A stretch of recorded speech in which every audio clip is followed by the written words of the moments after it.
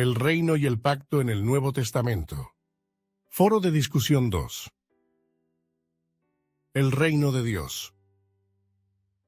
¿Qué es el Evangelio del Reino? Cuando hablamos del Evangelio del Reino o las buenas nuevas del reino, nos ayudaría a pensar como los primeros creyentes, aquellos para quienes la Biblia era la Septuaginta, la traducción griega del Antiguo Testamento. En Isaías 52, Dios anuncia que va a restaurar a su pueblo. Cuando dice: «Qué hermosos son los pies de los que traen buenas nuevas, del que trae buenas nuevas diciendo a Sión, tu Dios reina». Y se dice que son buenas nuevas de paz. Son buenas nuevas de la paz de Dios. Son buenas nuevas del reino de Dios. Son buenas nuevas que Dios salva a su pueblo, que Dios actúa a favor de su pueblo para traer la rectitud y la justicia al mundo. Y hay una consumación que esperamos con ello. Pero entendemos eso un poquito diferente a lo que muchos de los contemporáneos de Jesús lo hicieron, porque también sabemos que el reino viene en dos etapas. Porque el rey que está por venir y consumar su reino ya ha venido. El Mesías ya ha venido. Y los primeros frutos de la resurrección que estábamos esperando en el futuro ya se han dado. Por eso, porque Jesús ya ha venido, el reino está ya, pero aún no. Y tenemos ya un anticipo de la actividad de Dios en el mundo. De hecho, las señales y las maravillas que Jesús estaba haciendo van a venir un día cuando no tengamos más sufrimientos. No va a haber más dolor. Dios va a restaurarlo todo. Pero de por sí, cuando Jesús vino por vez primera, nos dio una muestra, un anticipo cuando sanaba gente, e hizo su obra maravillosa. Esto fue un anticipo de lo que experimentaremos cuando el reino llegue en su plenitud. De vez en cuando escuchamos la frase bíblica, el Evangelio del Reino. Para los principiantes, debemos recordarles que la palabra evangelio significa buenas nuevas. Y así, realmente, esta es una invitación para reflexionar en por qué el anuncio del reino, de hecho, son buenas nuevas. Número 1, son buenas nuevas porque es real. Y segundo, su cumplimiento está garantizado. Así que, hay un anclaje que debemos esperar para apoyarnos y sentir su anticipación. Pero lo que hace que el reino sea buenas nuevas es su calidad intrínseca. Este administra el poder de maneras que son opuestos diametralmente a los gobiernos y a las organizaciones con las que estamos familiarizados, por lo que ha sido correctamente llamado el reino al revés. Y otra cosa, si vemos hacia atrás hasta Calvino, él dijo una vez: deben entender sobre el reino de Dios, que no es un viaje al ego. Es claro que estoy parafraseando, pero Él gobierna más por nuestro propio bien que por el suyo propio. Y la plena idea del reino, al caer en prejuicios de que es egocéntrico para el gobernante, o dominante, o coercitivo, no entendemos que el rey gobierna para nuestro bien, creando espacios seguros para el florecimiento humano. Por esto y por muchas otras razones, es que el Evangelio es verdaderamente un reino de buenas nuevas. Es universalmente reconocido que el mensaje esencial de Jesús es: el reino de Dios está cerca. Y Marcos nos dice en Marcos 1:14, 15, que Jesús vino a Galilea a proclamar las buenas nuevas del reino de Dios. Y las palabras buenas nuevas o evangelio vienen de Isaías. Isaías predijo que algún día se anunciaría que la salvación de Dios había llegado. Las buenas nuevas están relacionadas al reino de Dios, y el reino de Dios está relacionado a la autoridad soberana de Dios, a su gobierno y dominio.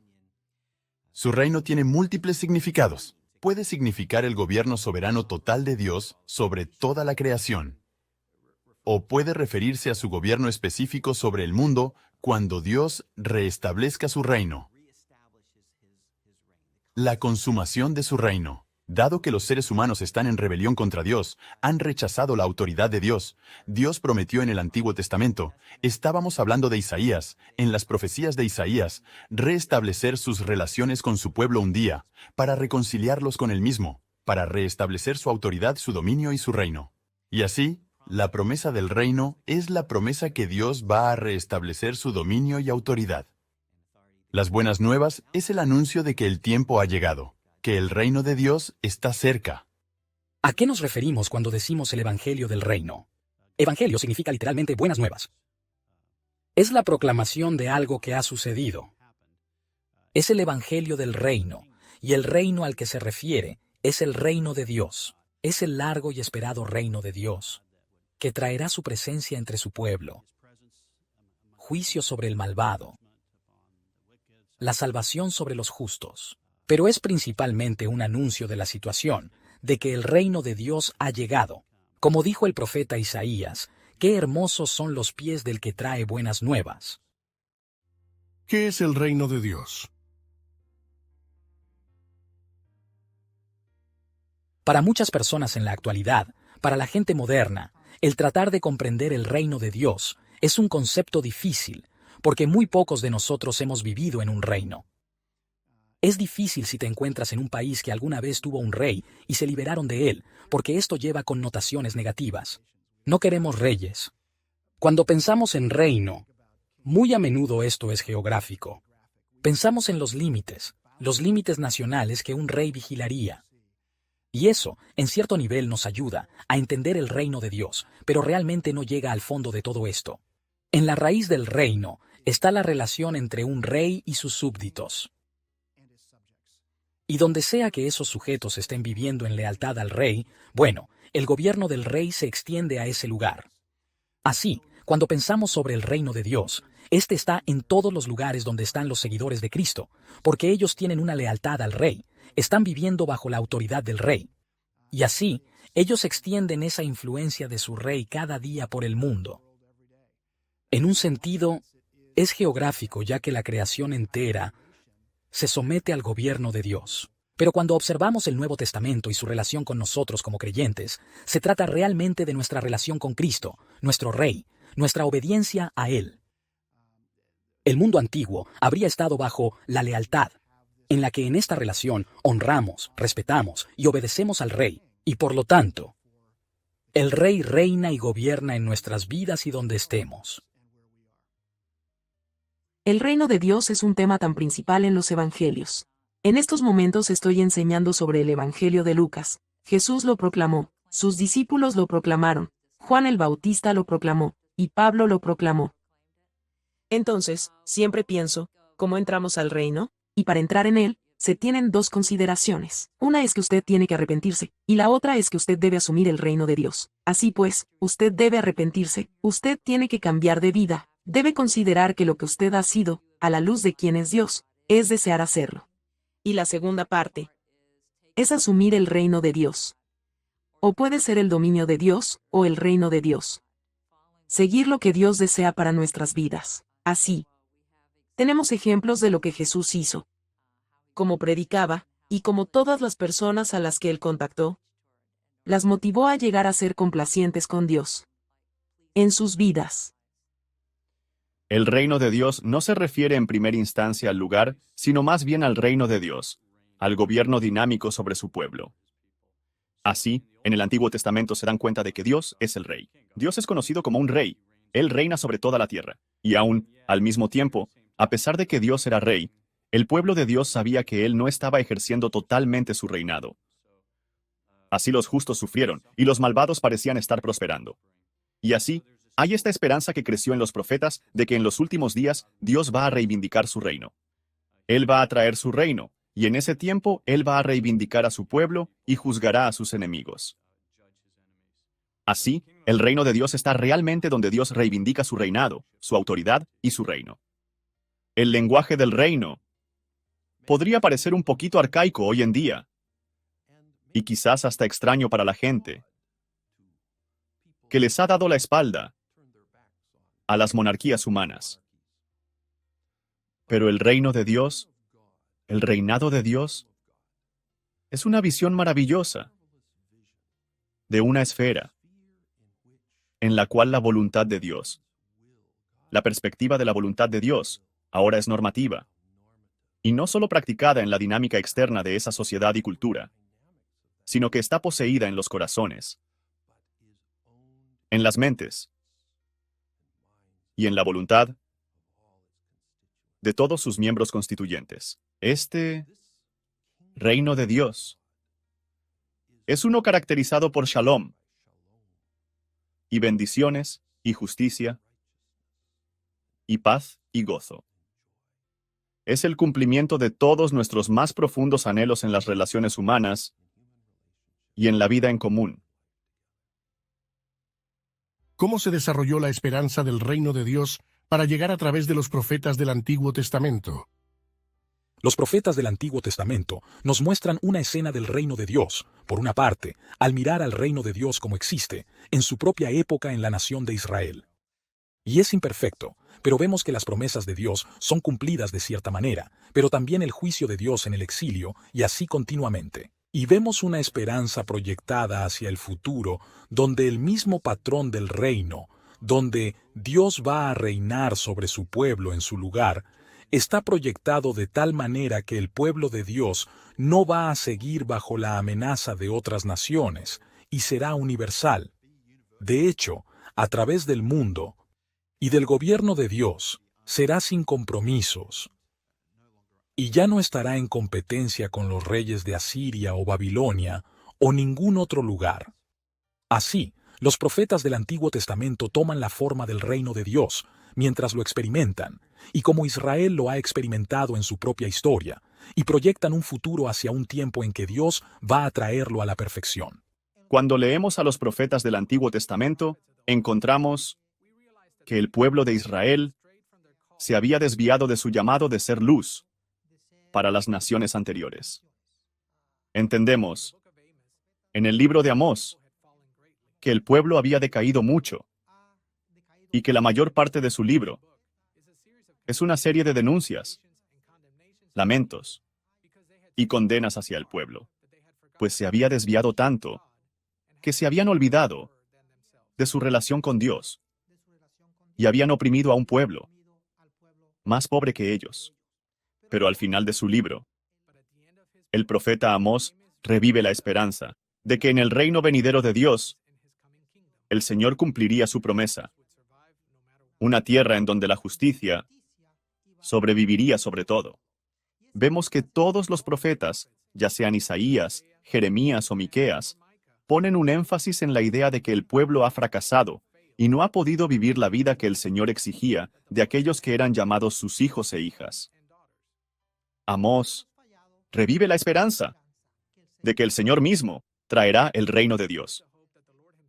El profeta Jeremías enfatizó que el antiguo pacto había fracasado porque la ley no estaba en los corazones. En el capítulo 33 del libro de Jeremías, Jeremías enfatiza que en los últimos días el Señor mismo pondrá su palabra, su pacto en nuestros corazones, y entonces el reino de Dios estará en nosotros. Nosotros tenemos esa esperanza de que el reino de Dios sea una realidad, y nosotros, sus hijos e hijas, podemos, ahora mismo, vivir la realidad del reino de Dios. Claro, con un futuro final mucho más glorioso que el presente. El concepto del reino de Dios no es realmente usado muy a menudo en el Antiguo Testamento, lo cual es muy interesante. Para comprender el reino de Dios debemos pensar qué significa reinado. ¿Dónde comienza? Y luego, al entender un reinado, el reinado davídico en particular, esto nos conduce al concepto del reino de Dios. De esta manera, el reinado davídico, al principio del libro de Génesis, en el capítulo 17, Dios le promete a Abraham, y reyes saldrán de ti. En Génesis, capítulo 49, versículo 10, se habla sobre Judá particularmente, quien es el cuarto hijo nacido de Jacob, y que Judá va a estar en la línea real. Por supuesto que este tema va avanzando en el Antiguo Testamento, en la tribu de Judá o el león de Judá. Es retomado especialmente con David, cuando David, quien es de Belén, es ungido como rey por Samuel, en Primera de Samuel capítulo 16. Esto realmente marca un punto significativo en la historia del Antiguo Testamento. Pero entonces, lo que sucede es que cuando David se convierte en rey, y esto toma unos buenos años antes de que suceda, Cuando él se convierte en rey, Dios le hace una promesa en 2 de Samuel 7, en las que las promesas realmente se refieren a su hijo. Y es de aquí, de donde surge la idea del reino de Dios. Así, Dios promete que, cuando tus días estén completos, en otras palabras, cuando hayas muerto, Dios dice, yo voy a levantar a tu simiente, y yo voy a establecer su reino como un reino eterno, y yo voy a establecer su trono como un trono eterno. Eso está en 2 de Samuel. Así, el reinado davídico fue prometido por Dios, y va a ser un reinado eterno. Pero lo que es interesante es que cuando se cita el mismo pasaje en Crónicas, Primera de Crónicas capítulo 17, encontramos que Dios dice, mi reino, Dios dice, cuando cita a David, ahora se dice, mi reino y mi trono. Así, ustedes ven la conexión entre el reino davídico y el trono. Luego en Primera de Crónicas capítulo 28, cuando Salomón es ungido como rey, David lo cita y David dice, Dios lo ha establecido como un rey sobre el trono del Señor y el reino del Señor. Y en Crónicas hay como 5 pasajes en donde Crónicas hace mención de eso. Así, lo que estamos comenzando a ver es que Crónicas está conectando el concepto del reino de Dios con el rey davídico. Pero lo que los profetas dirán es que en vista del fracaso de los reyes davídicos, de muchos de ellos, lo que empieza a ver es esta esperanza de que Dios va a erigir a este rey davídico. Y Jeremías dirá esto. Y a pesar del hecho de que el reino va a llegar a su término, Jeremías dice que es tan cierto que él ha establecido a su hijo en el trono como que Dios ha hecho un pacto con su hijo. Así, esto se convierte en una esperanza muy importante a través del Antiguo Testamento, pero especialmente para los profetas. Ellos están esperando que Dios erija un rey davídico verdadero. Un comentario adicional. Cuando Jesús aparece y es aclamado Hijo de David, eso se remite a esta promesa davídica. Y la genealogía de Mateo hace lo mismo. Este rey muere en la cruz, y pareciera que la promesa del reino ha llegado a su término. Pero Dios le había hecho una promesa a David. Él le dijo, yo voy a levantar a tu descendencia después de ti. Ahora, el término levantar en hebreo es solo un kum, un verbo ordinario en hebreo. Pero en griego es igual a la palabra resucitar. Así, la resurrección del Mesías es realmente el lugar donde se establece su reinado, y esto es extraído de los sermones de Pedro y de Pablo en el libro de los Hechos. Y ellos citan, este Jesús, quien murió en la cruz, Dios lo resucitó en cumplimiento a su promesa a David en 2 de Samuel, que él siempre va a tener un hijo sentado en el trono, porque Jesús es el único verdadero rey davídico. Pues bien, la esperanza de la venida del reino de Dios en el Antiguo Testamento es principalmente a través de los profetas. Y cuando pensamos en el reino de Dios, realmente deberíamos pensar en reyes, reinados y reinos. No existe un reino sin un rey. Y así, mucho de lo que hablan los profetas, tanto los menores como los mayores, los de un tiempo más extenso y los de un tiempo más corto, aquellos que abordan la pregunta del reino de Dios, van a hablar sobre un rey. Algunos de los profetas son muy específicos, y otros son más generales. Amós va a hablar sobre un santuario por venir. Pero posteriormente vemos que Isaías en el siglo VIII a.C. realmente enfatiza en la idea de un rey en su reino. Y es más que eso, es un hijo, porque en el cercano Oriente, siempre que hay un rey y un reino, estos han sido engendrados por los dioses. El rey ideal es el rey deificado, el que es un rey Dios. Y así, por supuesto que Isaías está en todo eso, porque él va a decir, muy anticipadamente, que va a haber un hijo davídico, en la dinastía de David, que es la dinastía principal de los reyes en el antiguo Israel. Y este hijo realmente va a decir algo radical, lo que no es radical en el mundo antiguo. Él va a decir que él es un rey Dios. Él es el Padre Eterno, el Dios Todopoderoso, pero él es el Hijo del Dios Supremo. Así, eso es lo ideal. y muy rápidamente se dan cuenta de que este rey, especialmente en Isaías, otra vez, Isaías es el más específico de los profetas en anunciar este reino de Dios, y este rey realmente va a ser un guerrero fuerte, lo cual es típico también en el mundo antiguo. Pero también va a estar lleno de sabiduría. Eso está en el capítulo 11 de Isaías. Él tiene todos los espíritus de Dios, sabiduría, conocimiento y entendimiento. Él fue el rey más sabio entre todos, más grande que Salomón, porque Salomón falló al final de su vida. Él falló en su propia sabiduría de ser fiel a su mujer, no acumular riquezas, no acumular caballos, como dice Deuteronomio 17. Y para Isaías este rey por venir es el rey perfecto y obediente. Pero es también el sacrificio perfecto. Y ahí está la conexión, ¿cierto? El rey se convierte en un sacrificio. ¿Por qué eso?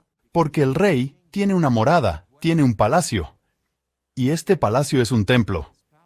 Y él es el administrador de los sacrificios.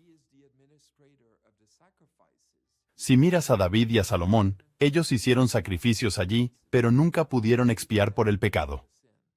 Y la solución radical que propone Isaías es que el rey, quien es Dios, el mismo Dios, va a ofrecer el sacrificio perfecto para garantizar la justicia en la ciudad. Y por supuesto que el sacrificio perfecto es el mismo. Y así, ahí lo tienen. Y en los evangelios, ese es claramente su enfoque. El rey ha llegado y se sacrifica a él mismo, por el pueblo. ¿Cómo los contemporáneos de Jesús distinguieron entre esta era y la era por venir? Bueno, si estamos pensando en Jesús y sus contemporáneos y cómo ellos distinguían esta era y la era por venir, asumimos que eso significa que Jesús tenía contemporáneos judíos. Y aún así, no queremos pensar en un judaísmo monolítico donde cada uno pensaba exactamente lo mismo y luego, usualmente utilizaban eso en contra de Jesús, quien creía notablemente de forma distinta en cada aspecto. Hay mucha continuidad entre Jesús y sus contemporáneos. Probablemente la cosa más importante que hay que recalcar es que Israel va a estar en el centro de la visión teológica de la mayoría de los contemporáneos de Jesús. Y así, la restauración de Israel, la restitución de Israel, el hecho de que Israel, en contraste con su situación presente, va a estar de primero en vez de estar de último, eso habría dominado la visión escatológica de los contemporáneos de Jesús más creyentes en la Biblia. Quiero decir, hay personas como los saduceos, quienes no han hecho mucha distinción entre esta era y la era por venir. Pero los fariseos, y los esenios, y todos estos otros grupos, ellos estarían buscando un cambio para Israel. Ahora, por supuesto, en última instancia tenemos la resurrección, la cual está probablemente enfocada en Israel, y cualquier cosa que está en el Antiguo Testamento siempre va a ser algo legítimo en que creer para un judío, creyente de la Biblia. Así que la resurrección, la fructificación y las bendiciones exuberantes en la tierra, todo ese tipo de cosas serían parte del paquete y son felizmente traídas a la fe cristiana también. Los contemporáneos de Jesús entendieron que la historia completa está dividida en dos eras: esta era y la era por venir. Esta era es la era del sufrimiento, la muerte y la persecución algunas veces del pueblo de Dios. Del pueblo de Dios que lucha. Incluso los virtuosos no prosperan. La era por venir es entendida como el tiempo en el que Dios finalmente reivindica a su gente que sufre, donde la virtud se establece, donde Dios juzga al final a sus enemigos. Y así, hay una gigantesca disyuntiva entre esta era y la era por venir. El mismo Jesús pensó en estos términos. Así él habla sobre aquellos que blasfeman contra el Espíritu Santo. No hay perdón para ellos en esta era, ni en la era por venir. El apóstol Pablo, en Gálatas 1, dice que Jesús se dio a sí mismo por nuestros pecados para rescatarnos de esta era perversa. Así, los autores del Nuevo Testamento están pensando en estos términos. Y esto es, creo yo, una visión de la historia realística y esperanzadora. Así que, es realista porque Jesús y sus compañeros, los autores del Nuevo Testamento, reconocen que no estamos en la era por venir todavía. El pueblo de Dios no está reivindicado. El pueblo de Dios sufre. Y al mismo tiempo, es esperanzador porque la era por venir vendrá. Va a venir. El pueblo de Dios va a ser salvado. ¿Qué quieren decir los teólogos con el término escatología inaugurada? El término escatología inaugurada se refiere a la coincidencia de dos eras, la antigua y la nueva, coexistiendo al mismo tiempo. La razón por la que el Nuevo Testamento habla así sobre nuestra escatología, o la coincidencia de las eras, es porque, como observa el apóstol Pablo, un hombre ha resucitado de entre los muertos en medio de la era. Y la importancia de eso es que la resurrección de entre los muertos estaba supuesta a ocurrir al final de los tiempos. Y así, cuando Pablo encuentra al Jesús resucitado camino a Damasco, él se da cuenta que el final ha llegado y se ha entrecortado nuestra era actual, y así, ambas eras existen juntas, por lo que Pablo puede decir, por un lado, estamos atrapados en la carne que está sujeta al pecado, pero por otro lado, vivimos en el Espíritu, lo cual es un signo de la era por venir, y un día va a venir plenamente cuando lo viejo haya sido abolido completamente. Solo lo nuevo va a permanecer. Al hablar de escatología, la mayoría de la gente piensa que los eventos sucederán al final, en el futuro. Si escatología significa final de los tiempos, es entendible pensar en el final. Pero la escatología inaugurada tiene un sentido del final de los tiempos actuales, lo que ya ha comenzado. Y creo que uno de los pasajes claves para observar y comprender esto se remonta a Pentecostés. Cuando Pedro se levanta en Pentecostés, predica y cita al profeta Joel sobre la venida y el derramamiento del Espíritu Santo sobre la gente, y que esto va a suceder en los últimos días. Y Pedro dice, esto es eso. Lo que sucedió aquí en Pentecostés es el derramamiento del Espíritu Santo que va a venir en los últimos días. De esta manera, en la mente de Pedro, con ese sermón, él dice que estamos viviendo en los últimos tiempos, que se ha inaugurado y que ya ha comenzado. Los eventos finales ya han comenzado. Y las cosas se están moviendo hacia el regreso eventual de Cristo y la consumación de todas las cosas. Así, el final de los tiempos, la escatología, no es algo que está distante en el futuro. Es algo que realmente comenzó a acelerarse con la crucifixión, la resurrección y luego la ascensión de Cristo y posteriormente la venida del Espíritu Santo. Habrán escuchado que los teólogos usan este término escatología inaugurada, y a lo que se refiriere es a una manera de entender lo que los escritores del Nuevo Testamento describen cuando hablaban sobre la importancia de Jesús, su primer adviento, su venida, su muerte en la cruz y su resurrección, y la relación que tenía con la manera en que se consideraba el final de las cosas o la última era. El escatón es como un término técnico, la era del Mesías, el reino mesiánico. Y lo que los teólogos encuentran en el Nuevo Testamento es que hay una tensión, que por una parte hay afirmaciones sobre la llegada del reino mesiánico, que está aquí, que ha llegado, que los aspectos relacionados con esta era tan esperada, la presencia del Espíritu Santo, las naciones llegando para adorar a Dios, el suceso de la resurrección, que esos aspectos suponían ser parte de la llegada de esta era. Y así, en un sentido, ya ha comenzado, es la idea de que ya se ha inaugurado, pero al mismo tiempo, los creyentes sienten la tensión de esta ruptura de la creación. Todavía la gente se enferma, todavía la gente se muere y todavía la gente comete pecados. Satanás todavía no se consolida.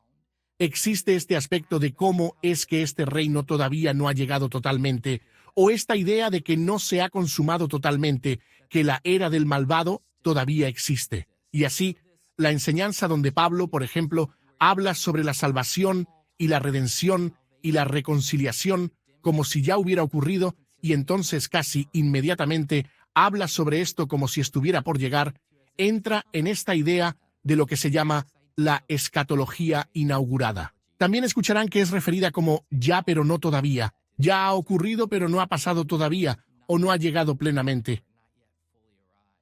Y este concepto que los escritores del Nuevo Testamento tienen es un claro contraste con lo que verían en la corriente del segundo templo del judaísmo, especialmente entre los fariseos. La idea es que había una era malvada, y al final de la era malvada vendría una era mesiánica, y son básicamente dos eras.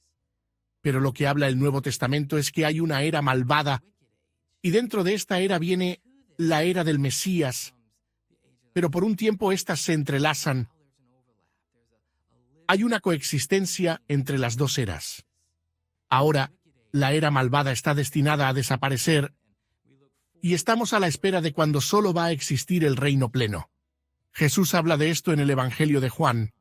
Piensen en la historia cuando Lázaro muere y Jesús está por llegar para resucitarlo de la tumba, y antes de que él llegue la hermana de Lázaro, Marta, se acerca y le suplica a Jesús: si solo hubieras estado aquí, las cosas habrían sido diferentes.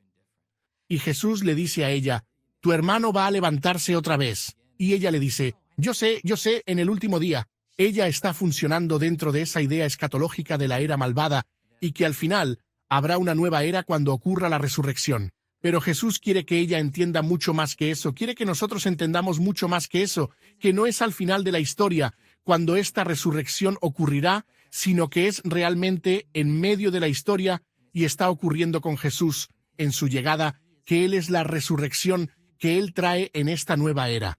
Y yo creo que esto nos impacta a nosotros como creyentes, que no pensamos en la vida eterna como algo que está por suceder.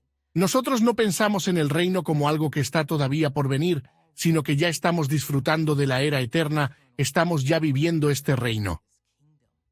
Y al mismo tiempo, anhelamos y esperamos este gran segundo advenimiento, ese segundo tiempo cuando Cristo venga en su gloria, cuando la escatología inaugurada dé paso al reino de Dios. La escatología se refiere a las últimas cosas, los últimos días, la era por llegar, el reino de Dios. Inaugurada se refiere al hecho de que estas cosas ya han comenzado.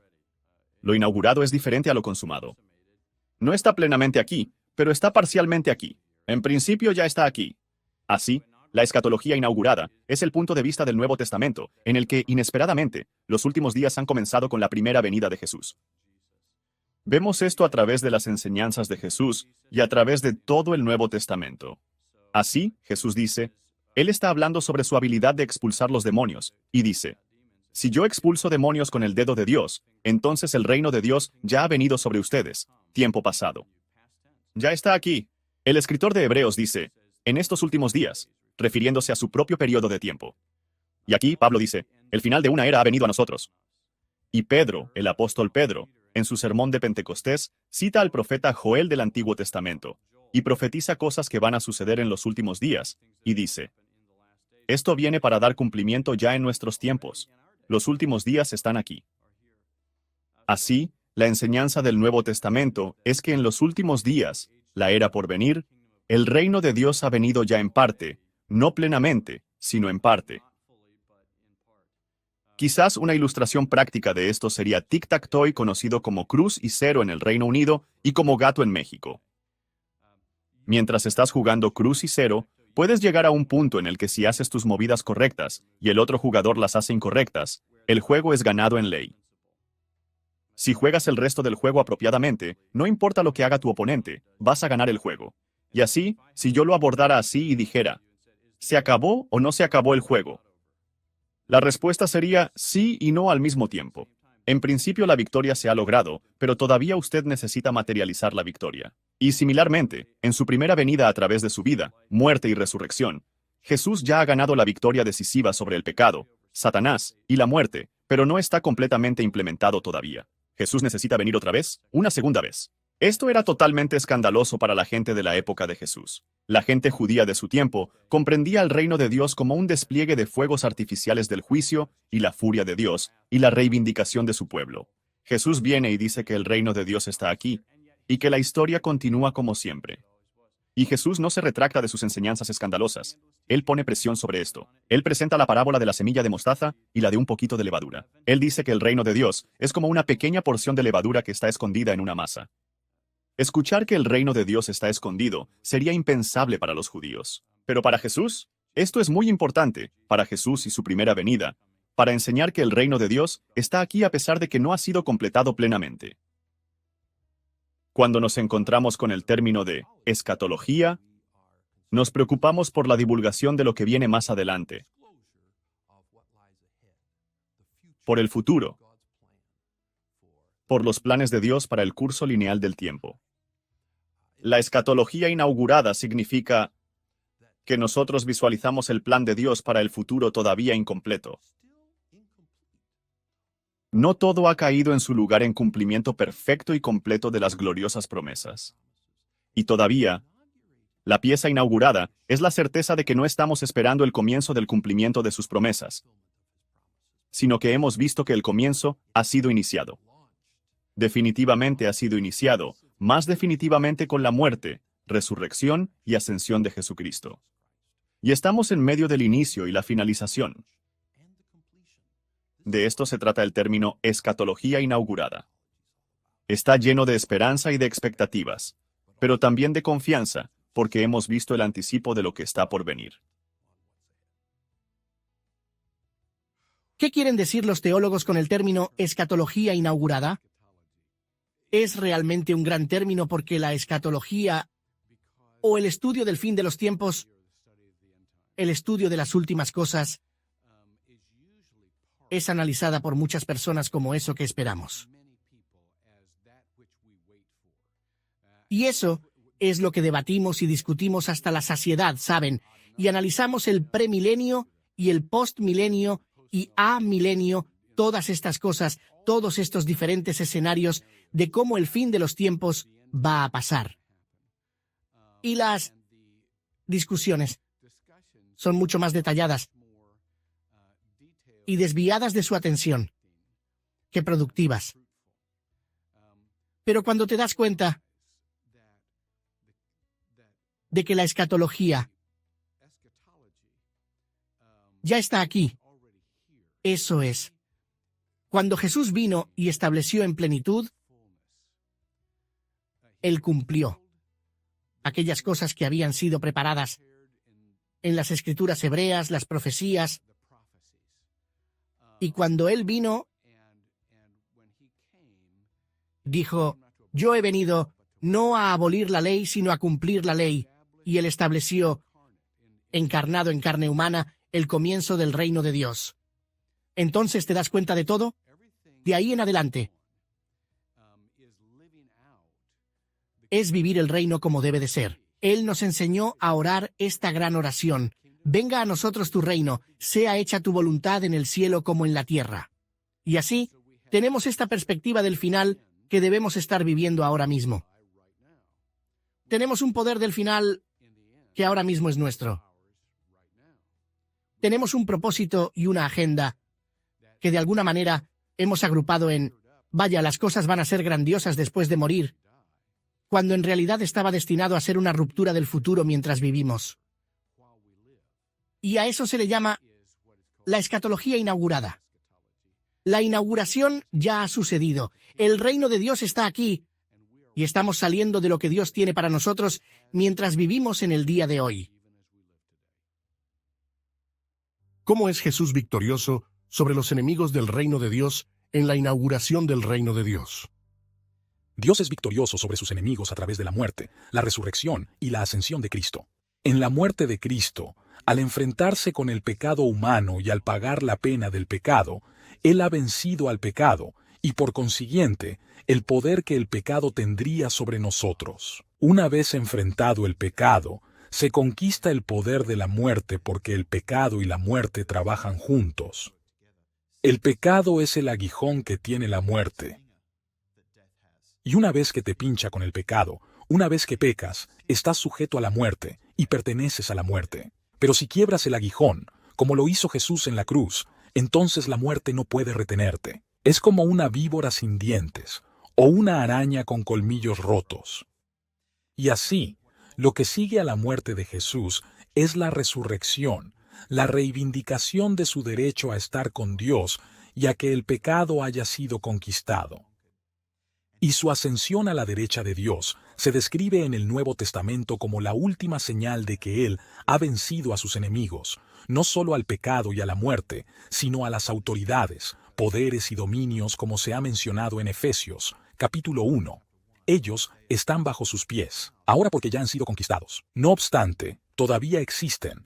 Y al final de Efesios, en el capítulo 6, vemos que los creyentes tenemos una guerra espiritual en contra de ellos, pero nosotros peleamos en contra de un equipo que ya perdió, y estamos esperando que suene la sirena final, y entonces el juego habrá terminado. Ya sabemos que estamos del lado ganador. En la venida de Jesús, es muy claro que el Nuevo Testamento dice que Él inaugura el reino de Dios. El reino de Dios está arraigado y plantado en el Antiguo Testamento. Realmente, esto nos remonta toda la historia hasta el principio en el que Adán, como vicerregente, como representante de la raza humana, debe gobernar la creación de Dios. Y en realidad, todos nosotros como seres humanos debemos hacer eso. Pero debido al pecado, Él no hace eso. El pecado entra al mundo, el cual no solo es transmitido a todos nosotros, sino también en lo que la Escritura describe como un poder, como un dominio. El pecado conduce a la muerte, y así en nuestras vidas, morimos finalmente porque somos pecadores delante de Dios. Esto quiere decir que ahora estamos bajo el juicio de Dios por nuestros pecados delante de Dios. Y esto también significa que como resultado del pecado, estamos atados al regidor de este mundo, a Satanás y a su dominio. Es decir, ahora estamos bajo su poder y gobierno. Nosotros somos parte de su reino, no del reino de Dios. Y mientras estudias el Antiguo Testamento espera el reino salvífico de Dios, de este mundo quebrantado. El mismo Dios, a través de su Mesías, va a llevar a cabo ese reino salvífico y vencerá al reino de Satanás. Él va a vencer los poderes de la muerte. Él va a hacer eso mediante, en última instancia, el pago por el pecado, nuestra restauración y nuestra reconciliación con Dios. Ahora, en cuanto al Nuevo Testamento, el Señor Jesucristo ahora viene como el segundo Adán, viene como el mismo Señor, plenamente Dios y plenamente hombre. Él es quien, en su ministerio, transmite el reino, no solo en sus enseñanzas, sino con sus milagros, pero supremamente en su cruz, donde ante todo, el pecado es enfrentado. El poder del pecado, el castigo por el pecado es removido, está pagado. La muerte entonces es vencida, lo cual es evidenciado en su gloriosa resurrección y ascensión y en el derramamiento del Espíritu Santo. El dominio actual de Satanás sobre nosotros es vencido, ya que ahora somos transferidos de Adán a Cristo, del reino de este mundo y del reino del regidor del aire al reino de Dios. Y de todas estas maneras, a través de la vida, la muerte, la resurrección, la ascensión y el derramamiento del Espíritu Santo, la inauguración del reino, lo cual ahora está aquí. Sin embargo, todavía esperamos su consumación en el futuro. Él ha vencido los poderes, Él ha vencido el pecado, la muerte, el maligno, y estamos ahora victoriosos en Cristo. Las conquistas finales, que son necesarias para el perfeccionamiento del reino de Dios, están por delante, pero han comenzado y fueron decisivamente inauguradas en el ministerio de Jesucristo. Y tenemos algunos indicios sobre cómo van a ser los asaltos inaugurales sobre los enemigos del reino cuando consideramos el texto de Isaías, que él escoge para hablar en la sinagoga en Nazaret cuando lanzó su ministerio terrenal. Uno de los enemigos decisivos del reino de Dios son los regidores de las tinieblas y los principados y los poderes, quienes no van a ceder territorio sin pelear. Jesús lanzó un asalto masivo sobre ellos. Y el Nuevo Testamento celebra, realmente, la intimidación que la mayor fuerza de Jesucristo creó sobre los poderes de la oscuridad. Y lo que esto significa para los creyentes es que ya no estamos más bajo el dominio del miedo. Miedo a los espíritus malignos. Miedo a la muerte. Miedo al control. De la esclavitud. Del pecado. Todas estas cosas estaban en la inauguración del ministerio de Jesucristo, agredidas de una manera decisiva, y comenzó entonces el desmantelamiento de las estructuras de la injusticia y las falsedades y mentiras que perpetúan las fuerzas de la oscuridad y su yugo sobre la naturaleza humana. Él habló la verdad, Él agredió las entradas del infierno y entonces empoderó a sus seguidores liberados para continuar esa agresión en el camino para completar la victoria. ¿Cómo se completará la victoria de Jesús sobre sus enemigos cuando regrese? La realidad de la victoria final de Jesús ahora vive a la sombra de la victoria, la cual no se ve completa. Vivimos en medio de grandes conflictos y tensiones, sufrimientos, persecuciones, y es natural preguntarnos, ¿cómo cambiará eso? Queremos afirmar que el regreso de Jesús va a ser distinto a su primera venida, que su regreso trae una conclusión, trae la finalización a las preguntas sobre la justicia, que todo se va a rectificar. En parte confiamos en eso, aunque no lo veamos. Confiamos en eso porque Dios es Dios, que al final de los tiempos, por así decirlo, al final de la experiencia de las criaturas en este estado corrupto, Dios va a traer la justicia perfecta. Él va a ejecutar un juicio perfecto. Él no va a juzgar severamente. Él va a juzgar de acuerdo con los estándares de la justicia. Así, toda la misma muerte va a ser derrotada. Todas nuestras propias idolatrías van a ser derrotadas. Todo va a rectificarse. Y no hay anhelo más grande en el corazón humano que esa realidad. Y no hay error en anhelarlo, porque se cumplirá como Dios lo ha concebido. Así, con la primera venida de Jesús, Él no consumó su victoria. Él estableció una victoria. Él aseguró una victoria, pero todavía no ha implementado totalmente esa victoria. Así que, Él no ha regresado. Él no ha vencido totalmente a sus enemigos, y sin embargo, ahora, a través de su ministerio, su vida, su muerte y su resurrección, Él ha conseguido una victoria sobre sus enemigos. Así, la muerte es derrotada porque Jesús vino, murió y resucitó. Él ha derrotado a la muerte. Satanás ha sido derrotado porque el poder real de Satanás sobre los creyentes es poder acusarlos de sus pecados y sus consecuencias. Y Jesús, al soportar la ira de Dios en la cruz, ha despojado a Satanás de sus motivos de acusación.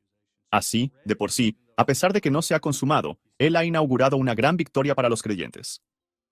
Yo pienso que tenemos todo el derecho de soñar con el día en que el reino de Dios sea cumplido plenamente y nuestra experiencia de vida, nuestra restaurada y renovada vida, será lo que Dios nos ha destinado.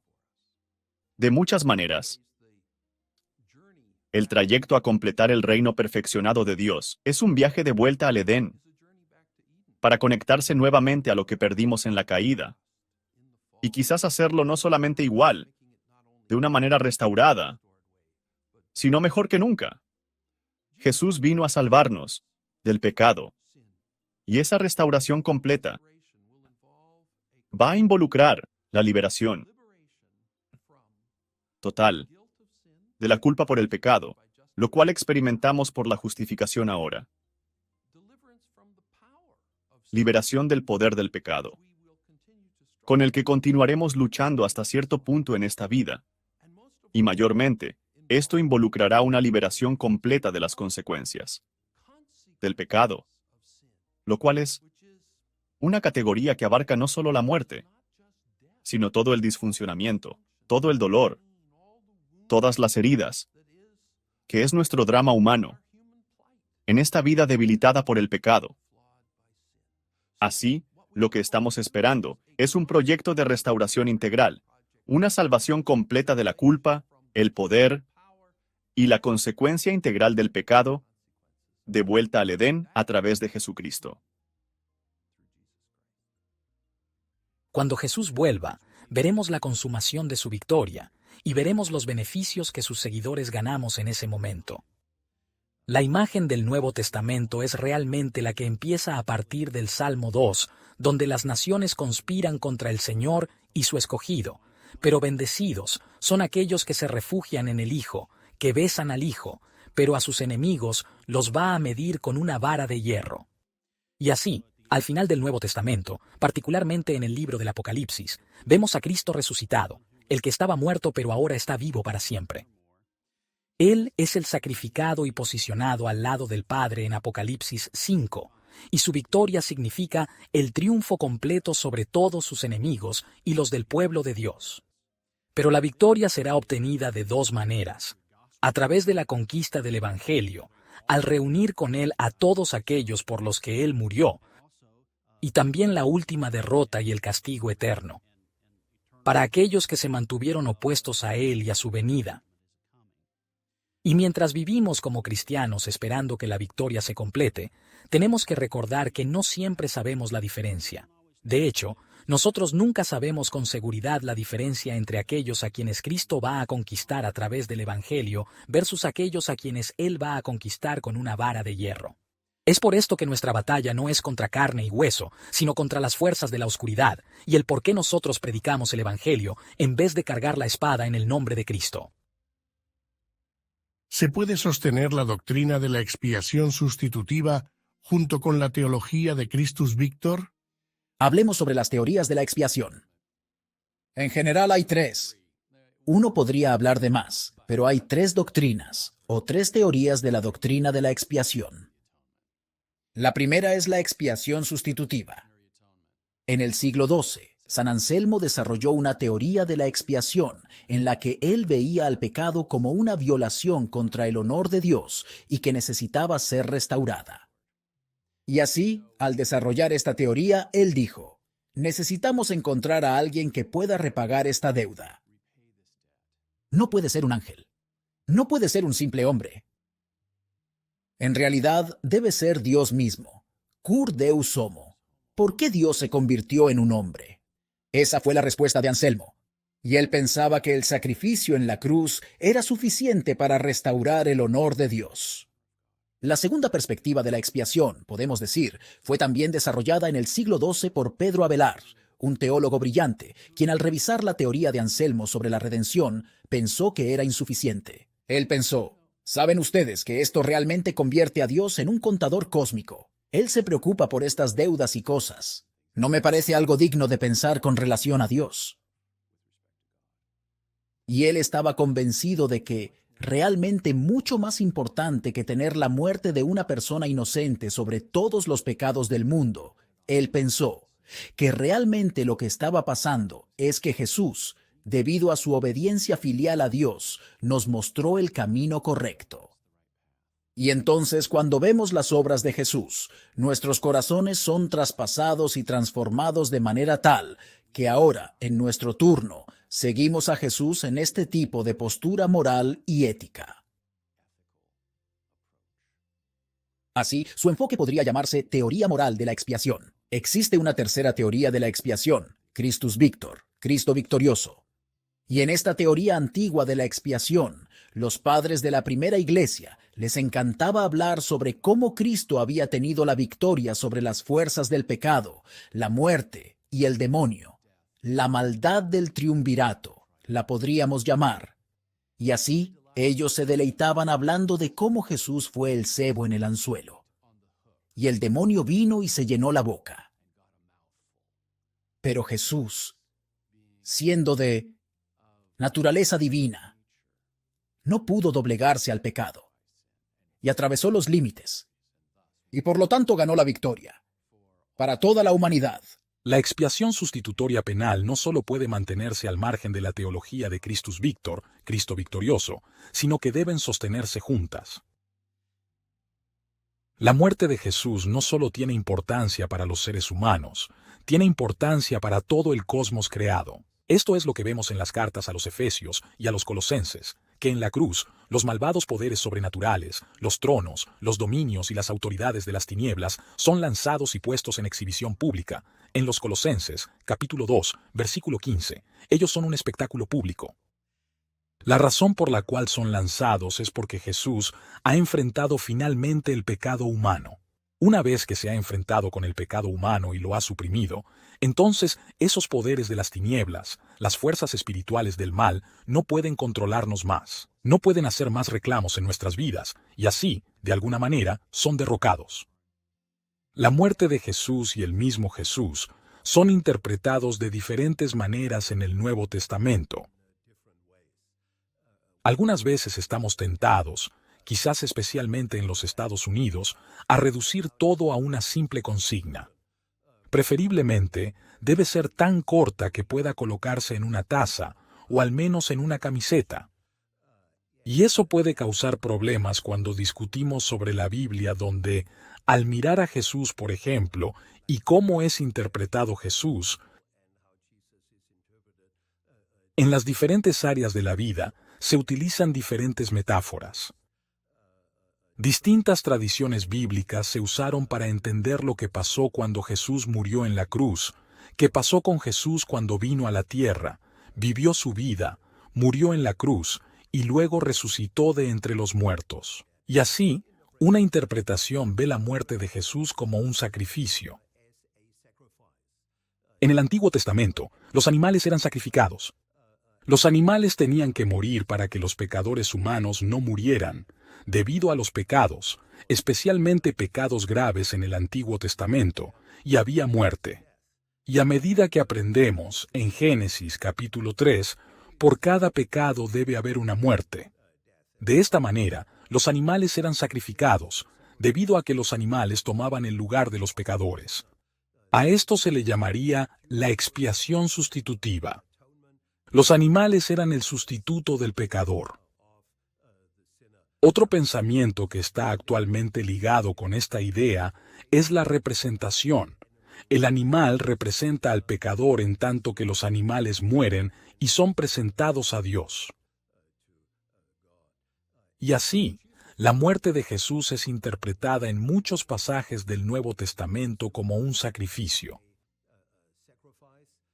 Y cuando hay un lenguaje de sacrificio en el contexto de la Iglesia, entonces está el contexto de la sustitución.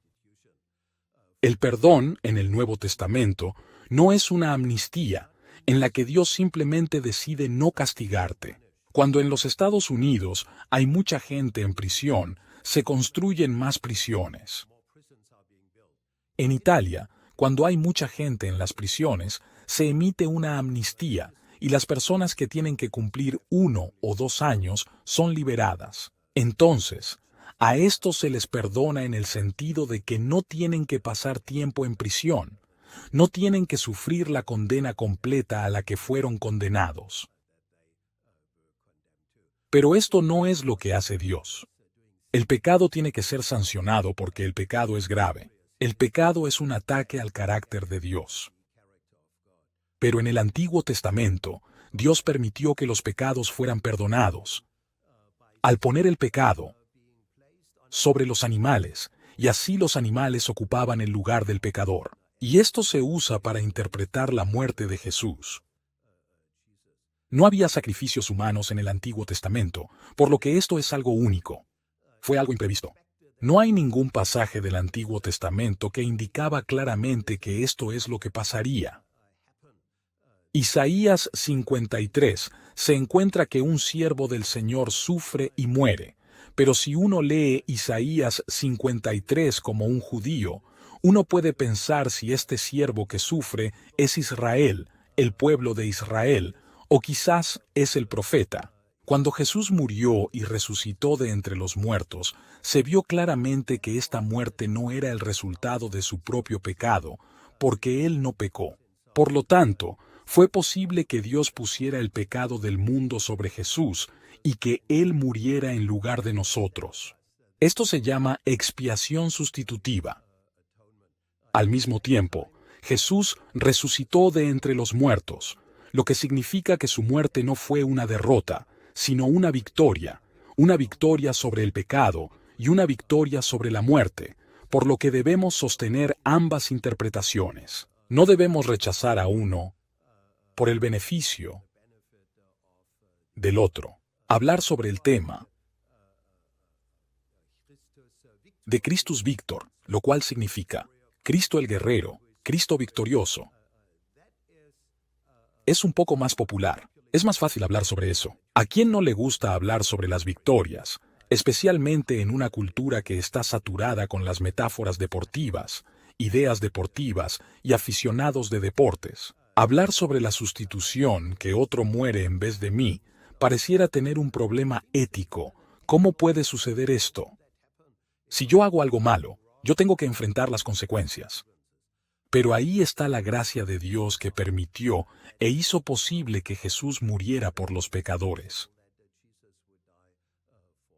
Así, necesitamos hablar sobre los dos temas aparte de muchos otros. Existe un gran debate sobre la naturaleza de la muerte de Cristo en la cruz y la expiación. ¿Qué fue lo que Cristo logró en la cruz? Y dos de las principales visiones son la expiación sustitutiva, que la muerte de Cristo pagó la pena por nuestros pecados. Él fue el sacrificio de la expiación. Otros argumentan, sin embargo, que la muerte de Cristo fue realmente una victoria contra las fuerzas espirituales, sobre Satanás, sobre el pecado, sobre los demonios, Christus Victor, que Él gana la victoria sobre la muerte. Algunas veces eso es presentado en vez de la expiación sustitutiva. Tenemos que reconocer que la muerte de Cristo en la cruz cumplió con múltiples propósitos. Fue la victoria sobre el pecado, Satanás, la muerte. Pagó la pena por nuestros pecados. Es decir, no es realmente una cuestión de elegir entre esto y otro. No es este o el otro, es ambos, cuando llegamos a la expiación sustitutoria. Sí, Cristo pagó la pena por nuestros pecados. Christus Victor, sí, absolutamente. Jesús triunfó sobre el pecado, Satanás y la muerte en la cruz. Hoy en día, estaríamos un poquito perplejos por las diferentes teorías o interpretaciones de la importancia de la muerte y resurrección de Jesucristo. Tradicionalmente, los creyentes evangélicos han entendido junto con el apóstol Pablo la importancia del entendimiento de la muerte de Jesucristo y su resurrección como una expiación sustitutoria de nuestros pecados, reconciliándonos con un Dios sagrado. Más recientemente, ha habido un movimiento para recuperar el entusiasmo sobre un entendimiento clásico antiguo de la expiación, denominada, que celebra a Christus Victor, o el triunfo, la victoria de Jesucristo sobre todos los poderes, de las tinieblas y la tristeza de la muerte. Bueno, verdaderamente, somos sabios en unirnos a la causa de aquellos que están recuperando el entusiasmo de Christus Victor y se regocijan con este grandioso triunfo de Jesucristo. Todo esto es cierto, pero necesitamos ser prudentes cuando la gente nos dice que Christus Victor es más bien un exultante grito de júbilo que no puede explicarse de ninguna otra manera. Es solo un misterio de cómo la muerte de Cristo nos vuelve a la vida y nos perdona. El Nuevo Testamento nos ha dicho un poquito más sobre cómo funciona la maravillosa dinámica de Christus Victor. Y uno de los secretos era esto, que a fin de conquistar la muerte, primero, debes despojarte de la muerte. ¿Y qué es lo que le da poder a la muerte? La maldición del pecado. Y así, la expiación sustitutoria es una manera absolutamente indispensable de reconocer cómo Dios hizo posible que se manifestara la dinámica de la victoria, como realmente sucedió. Así, Christus Victor, como un tema emotivo, de regocijo, sí, pero la expiación sustitutiva como un entendimiento profundo de ambos, la gravedad del pecado y la manera como la victoria fue forjada. Cuando pienso en la redención sustitutoria, pienso en las enseñanzas que están basadas realmente en las tradiciones antiguas, los primeros escritos de la Iglesia. La expresión clásica, por supuesto, es la de San Anselmo, quien murió en los inicios del siglo XI, y su obra Cómo y de qué manera Dios se convirtió en humano. Fue una declaración clásica, la primera declaración completa sobre la redención. Y ahí él declara que la justicia de Dios en Jesucristo se aplicó a este problema profundo de nuestra injusticia y que la humanidad de Cristo le permitió ser el sustituto perfecto, cargando la penalidad del pecado. Eso lo convertiría en una víctima si no fuera por dos cosas, si no fuera por la resurrección, el poder de la resurrección y la aparición victoriosa de Cristo. A partir de ahí, eso es la Pascua. Estas son las buenas nuevas, y también el hecho de que es una victoria por lo que era el camino escogido y afirmado por el mismo Cristo. Por lo tanto, Hay una victoria en su seguimiento de este camino de obediencia, este camino de humildad, este camino de triunfo. Y eso es realmente lo que Gustav Aulen presentó hace un siglo en su obra Christus Victor. Que, lejos de retratar a Cristo como algunos de los teólogos más liberales, como alguien que desafió proféticamente a las grandes potencias y terminó en la ruina por ellas, dice, por el contrario, la victoria de la resurrección, la obediencia de Cristo, sus perfecciones, ganó un triunfo para todos nosotros, Christus Victor.